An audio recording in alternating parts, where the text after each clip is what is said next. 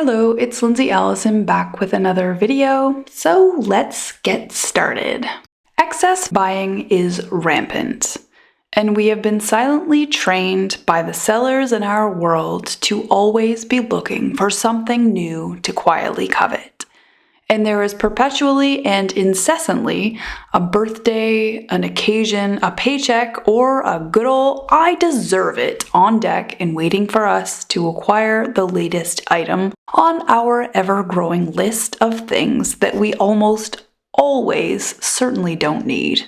But what is this haggard and soul-tearing construct that says we deserve it because we don't need it? Now, this logic is most certainly something that was created by insecurity and the companies who want us to buy all those extra, redundant, and unnecessary things so that they can have our money, regardless of whether it's a good idea to buy it or not. And we've gone on this ride many times, and it has not always been good to us or for us.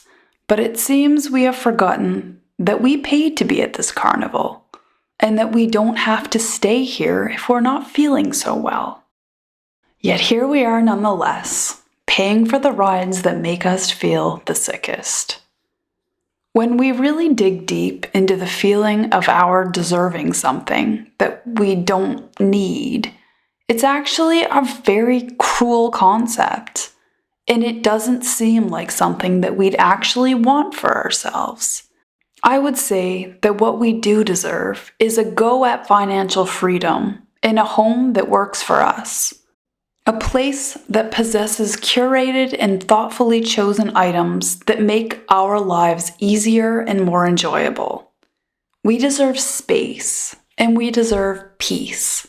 We don't necessarily deserve a collection of extra bags that we keep inside of bags, or other random items that clog our homes with shadows and piles, and a congealed layer of confusion and uncertainty. And could all this excessive buying be affecting our mental health in ways that we might not be taking note of? I truly think so. Here are 5 ways that excessive buying might be making us sadder. Number 1, a feeling of genuine fulfillment will never exist in a purchase.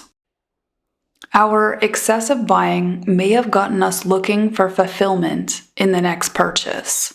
And the thing is, we know full well that we do get a rush after we buy it.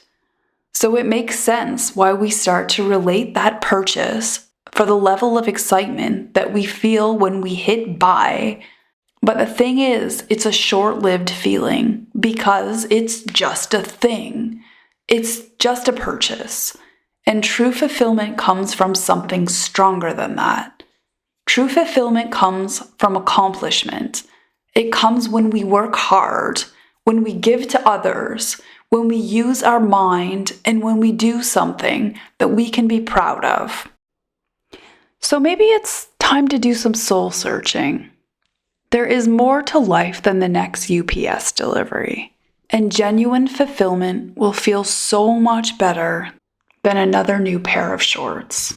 Number 2, our capacity for appreciation has become dulled by the extra stuff. Excessive buying has created a tendency towards disrespect for or an aloofness towards the things that we own. When we have multiple extras of things we might need, there is no real appreciation for the item in question. That's a fine can opener, but there's a better one somewhere. I'm just not sure where it is. But it doesn't really matter. Only it does matter. If we had one can opener, we would have chosen our favorite one to keep. And we would respectfully, and much more likely, know where it belonged. And we would so much easier have the likelihood of appreciating it. It's our only can opener. It works well, and it makes our life easier. And this works the same with all of our things. If we have our absolute favorite of the items in question, with nothing muddling the corners or getting in the way, the item shines, and we appreciate it. Number 3, excessive buying has cultivated a disrespect for what we have. When I started in my own minimalism journey, I knew I had too much and that the things that I had and didn't use were causing me great stress. But I didn't realize what had gotten me to this abhorrent state. It was my constant depreciation of the items that I had acquired. Every time I found something that tickled my fancy, I would find a way to get it as quickly and irresponsibly as I needed to in order to get that thing in my hands.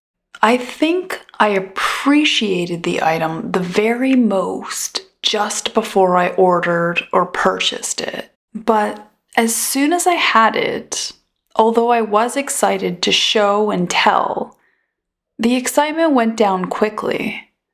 And then, maybe even an hour later, it was just a thing that I had. I owned it. It was my possession. But what did I not have that I wanted? What did I covet today? Now that was where the real excitement was. But with less shopping, or more mindful shopping, we can grow back the respect that our items deserve. Number 4, we use shopping as a hobby.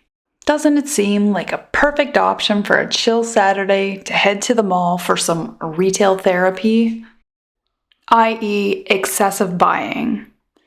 But when you really think about it, is a random shopping spree the healthiest or most fulfilling choice for a day out? There is nothing inherently wrong with going shopping, but to use it as a hobby means that we will be taking time away from something that might be better for us. Do we even have the space in our home or our head to maintain this new inventory? And do we have the extra money? Do we need the stuff? And more importantly, could something else bring more lasting happiness to us? There is, in my opinion, nothing more wonderful than being excited about doing something in life that we're passionate about. Maybe you haven't found that actual hobby because you're at the mall trying on shirts. What would you love to try? And why haven't you tried it yet?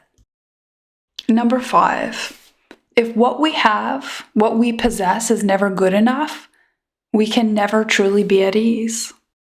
Living perpetually with a feeling that what we have is not quite good enough is a mental and spiritual wasteland. What we have is good enough, and in the future it will likely be replaced because our tools are meant to break. Perhaps when they are replaced, it will be with something more mindfully chosen, and perhaps with something of greater quality. Regardless, what we have now deserves to still be good enough, and if we try to remember that bit of truth, our respect and our level of ease will likely rise. Nothing lasts forever, but while it does, we owe it to ourselves to appreciate it. Have you ever had the feeling that you have everything that you need? That you couldn't have a better version of what you have right now? Because I am almost certain that that is a space where true ease and calm lives. To be ever searching is to be inspired. But when we're searching for our possessions, we are missing almost everything. Thank you so much for being here and listening to my thoughts. Remember to like and subscribe. It really does make a big difference. And I hope you have a wonderful week, and I'll see you next Thursday.